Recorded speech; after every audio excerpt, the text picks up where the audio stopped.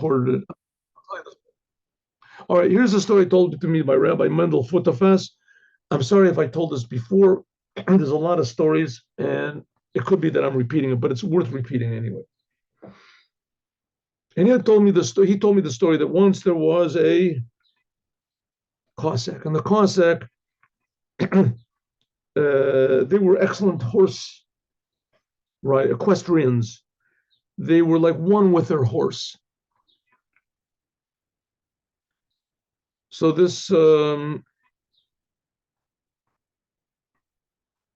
Cossack, he had ridden all day, rode his horse all day, whatever, and he was tired. So he stopped by this brook, and he got off his horse.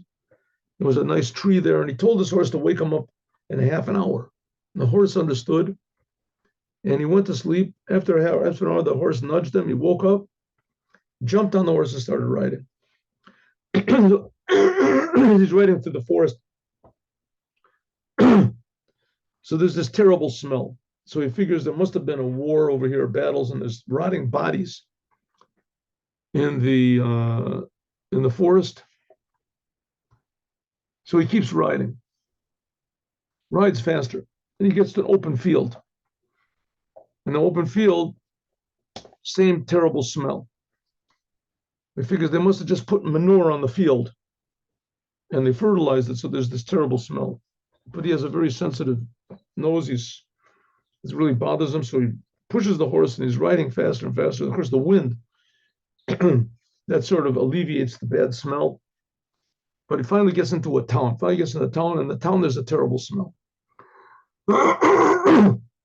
So he figures probably in this town, and there must be a tannery over here. A tannery they used to use very smelly stuff in order to tan hides, take leather and to make it pliable. So he says there must be a tannery over here, terrible smell. So he gets outside of the town, and there's still the same smell. So he sits on his horse for a second, and it gets deep into thought.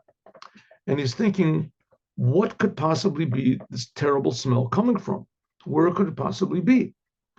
He said, it's not what I thought, that there was dead bodies, and it's not that they fertilized the fields, and it's not from a tannery. And he has this one long mustache, so he takes his mustache, what could it possibly be?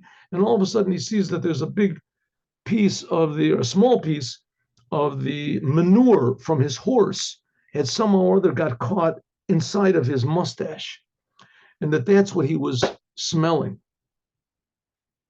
What's the point? In other words, the smell that you smell, the bad things that you see in others, it could be that it's coming from you. So first of all, you have to clean your own mustache, and then after that, you can properly judge the world around you. Have a good day with Mashiach. Now, thank you very much for coming, and we'll see you tomorrow, 8:15.